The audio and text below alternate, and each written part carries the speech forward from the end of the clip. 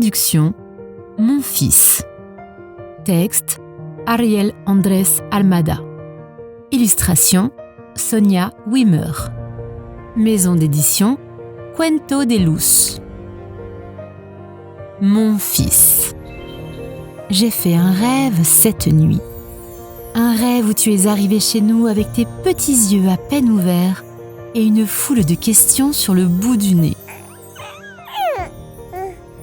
Tu m'as regardé, tu as souri et tu as pris mon doigt dans ta petite main, comme si tu me demandais de te montrer le monde entier. Aujourd'hui, je me réveille, mon fils, et je vois que rien de tout cela n'est un rêve, que ton petit corps est à côté de moi et que te montrer ce monde est mon merveilleux privilège.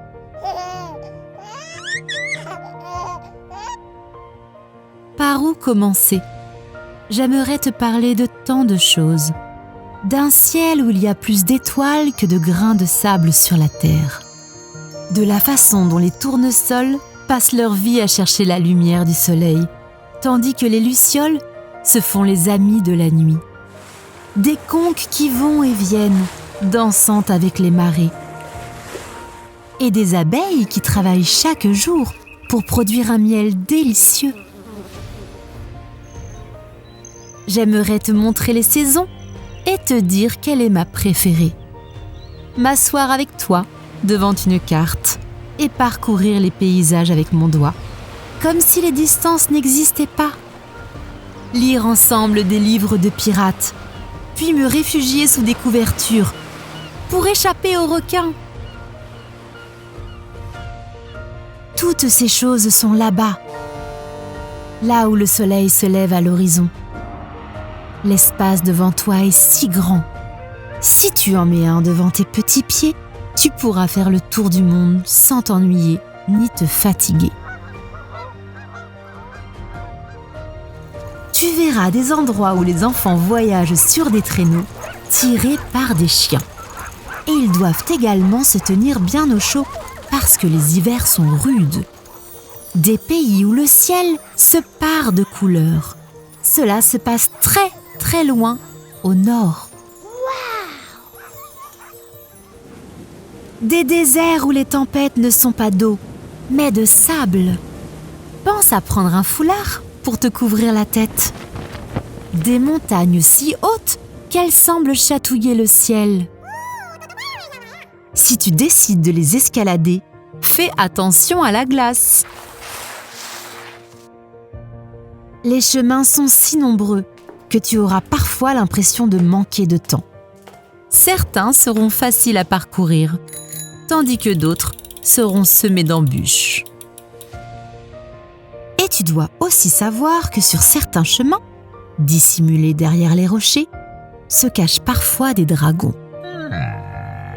Mais n'aie pas peur, mon fils. Je pense qu'ils sont là pour nous apprendre quelque chose. Par exemple, si tu continues à marcher même en ayant peur, cette peur deviendra toute petite et finira par disparaître. Et s'il fait nuit, garde ton calme. Tu te sentiras triste et tu auras envie de baisser les yeux vers le sol. Mais je te promets que si tu prends ton courage à deux mains et que tu regardes en l'air, les étoiles te guideront depuis le ciel. Et si jamais la nuit devient sombre au point de ne plus voir le clair de lune, n'oublie pas de regarder en toi, car il n'y a pas de meilleure boussole que ton cœur. J'espère, mon fils, que ces mots te berceront pendant que tu marches. Peut-être même qu'un jour, il te viendra de lâcher ma main. Et ce n'est pas grave, c'est tout à fait naturel. Nous sommes faits de rêves et nous avons tous en nous le désir de voler. Mais je sais aussi que lorsque tu finiras par voler, aussi haut et aussi beau qu'un aigle, il y aura des moments où tu voudras regarder en arrière pour te rappeler d'où tu viens et où tu vas. Et c'est là que tu me verras, toujours à tes côtés tout au long du chemin, regardant avec un cœur plein de fierté le fils merveilleux que tu es devenu.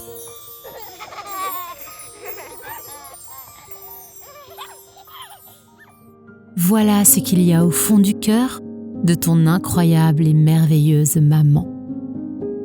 Ça fait du bien de se détendre avec des histoires. Si tu as aimé ce livre, tu as le lien pour l'acheter en dessous, dans la description. Et pour ne louper aucune histoire, tu peux t'abonner à la chaîne, activer la cloche pour être informé des nouveautés, mettre un pouce en l'air et nous écrire un joli commentaire. À très vite les amis.